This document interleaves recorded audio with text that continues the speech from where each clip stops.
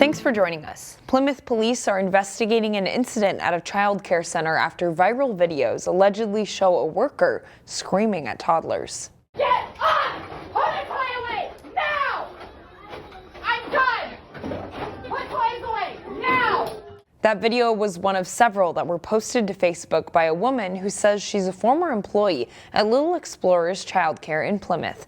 The woman claims she quit after seeing verbal outbursts and physical abuse at the center. In a statement to CCX News, a spokesperson for the Plymouth Police Department says they received allegations of mistreatment of a child last Thursday. Detectives are investigating. A spokesperson for Little Explorers tells CCX News the individuals involved are no longer employed with the company. They've started their own internal investigation and say they're cooperating with authorities. A state licensing investigation last April found that children at Little Explorers were subjected to prohibited disciplinary actions. Meanwhile, a Brooklyn Park man is identified as a victim of a fatal shooting that occurred in North Minneapolis near the Robbinsdale border. The Hennepin County Medical Examiner says 23-year-old Jalen Easton died of multiple gunshot wounds in the shooting, which occurred early Friday morning. Minneapolis police say Easton was inside a home when he was fatally struck by gunfire from the outside. A woman inside the home was also hit. She was treated for non-life-threatening injuries. Police don't believe the shooting was a random crime. The Osseo area school district is downsizing its online school heading into the next school year. The district opened 279 Online, its web-based school, after the start of the COVID-19 pandemic in 2021. The K-12 school had 970 students enrolled its first year. According to district officials, that enrollment has dropped significantly to just under 370 students. And there's only 70 students in the K-5 program this year. As a result, the district is closing the K-5 part of the school next year. However, the 6-12 portion of the school will stay open. And once again, it wasn't a bad staff. It wasn't a bad program. It was just we did not have the enrollment to maintain it for several more years. District officials say more than half of the students that were in the program have enrolled at local schools to attend in person. Super Bowl 59 between the Eagles and Chiefs may have been a blowout, but the game and the commercials still drew millions of viewers. A New Hope nonprofit happened to be featured in one of those ads, and as Delaney Cleveland reports, it hopes 30 seconds in the spotlight can help further its mission. I had a client who told me it took this extraordinary dog to give me an ordinary life. If you were still watching the Super Bowl midway through the third quarter, we raise and train assistance dogs. You may have noticed this commercial. It's technically an ad for Google, but New Hope's Can Do Canines is the centerpiece of it all. We're a small to mid-sized nonprofit. You don't expect to ever have an ad during the Super Bowl, and obviously we never would have if not for this opportunity. So it's kind of fun. The opportunity came about last October. Can Do Canines happens to use Google software, and the company reached out to them. After doing some research on a lot of different options, they from our social media and our website, they loved our story. And they said, we want to help you share your story as well as sell our product. So we jumped at the chance. Johnson says this particular ad only aired locally because Google produced similar commercials for organizations in all 50 states. But still, people noticed. I think I got like 70 texts in 2 minutes, which is just kind of fun. They just kept coming in. Johnson estimates that at least 2 million people saw the ad and learned a little bit more about their mission to transform people's lives with the help of specially trained dogs. The hope now is to continue that momentum. The more people know about us, the more applications we're going to get from clients, the more volunteers we're going to get, the more money we're going to get, and that just allows us to do more and serve more people. In New Hope, Delaney Cleveland, CCX News.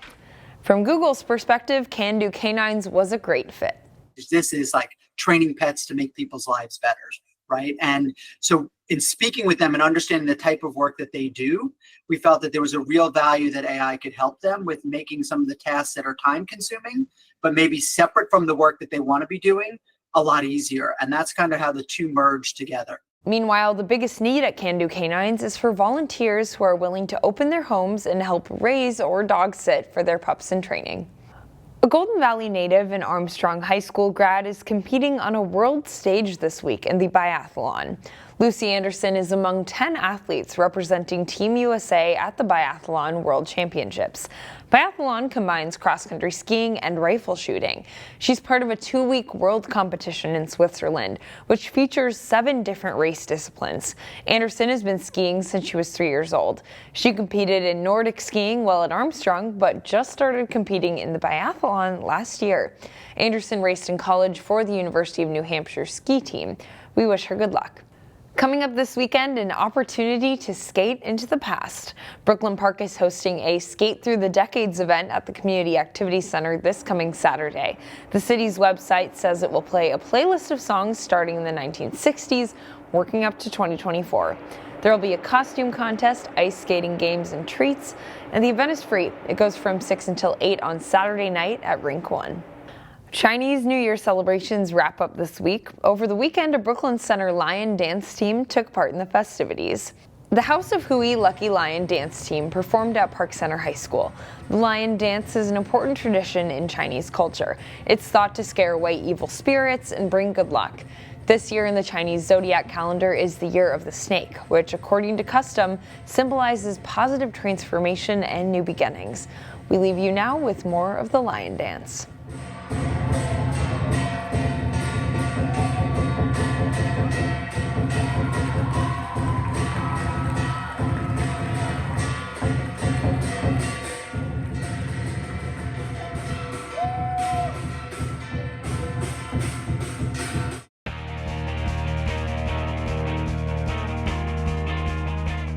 Section play started Saturday for many local girls hockey teams. Wayzata hosted Armstrong Cooper in Section 6AA quarterfinal action. Jay Wilcox has the highlights. Third seed Wayzata hosting number 6 Armstrong Cooper in the Section 6AA girls hockey quarterfinals. Wayzata strikes back to the point and Noelle Noble's shot sneaks through traffic. The first shot of the game is in. It's 1-0 Trojans 33 seconds into the first. Julia Ostapek banks it off the wall and Claire Freed carries it up the left wing before beating the goalie stick side for a 2-0 Wayzata lead. They aren't done. Vanessa Swenson forces the turnover and gets it to Ava Hansen speeding up the slot for the goal. Wayzata dominates the first to lead Matt Cook and the Wings 3-0 after 1. AC competes much better from there. Wayzata can't clear it. The first shot saved, but Claire Hansen dives to score to beat the buzzer, ending the second period. Armstrong Cooper's within 3-1 after 2. They get a lucky bounce in the third as the Natalie Staples pass goes off a defender's stick and in. The Wings are within a goal at 3-2 with 11 minutes left. But Wayzata gets the next 2. On a power play, Noble's shot deflects in. Noble gets credit for the goal. It's 4-2 Trojans.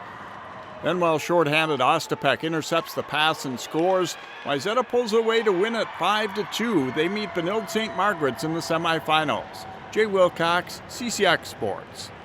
The regular season ends this weekend in boys hockey. Hopkins and Osseo faced off Saturday.